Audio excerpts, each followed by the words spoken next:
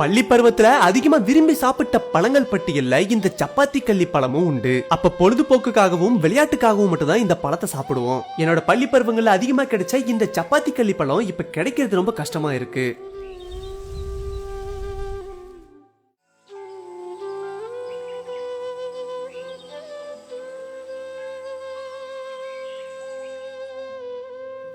எங்க கிராமத்துல அலைஞ்சு தேடி பிடிச்சு ஒரு சப்பாத்தி கள்ளி செடியை கண்டுபிடிச்சோம். இந்த செடியிலிருந்து கிட்டத்தட்ட 1/2 கிலோ சப்பாத்தி கள்ளி பழத்தை பறிக்க ஆரம்பிச்சோம்.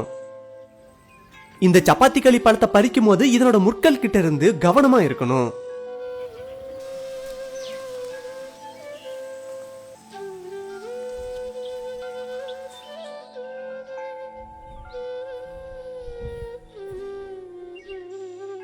இப்ப நம்ம பறிச்சு எடுத்து வந்த இந்த 1/2 கிலோ சப்பாத்தி கள்ளி பழத்துல இருக்க முட்கள் எல்லாத்தையும் தேய்ச்சி எடுத்துடலாம்.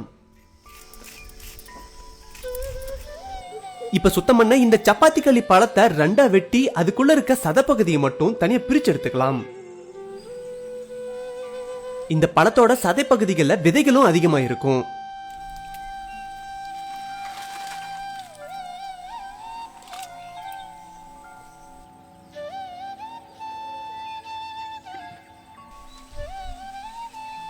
இப்ப 1 லிட்டர் தண்ணியை சேர்த்து 1/4 கிலோ சர்க்கரையை சேர்த்து மத்தால கடைய ஆரம்பிச்சிடலாம்.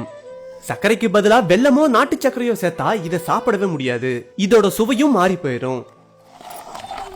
இப்படி மத்தால கடையும் போது மட்டும்தான் விதைகள் தனியா பிரிஞ்சு வரும். இதனோட விதைகளை இப்ப தனியா வடிச்சு எடுத்துடலாம்.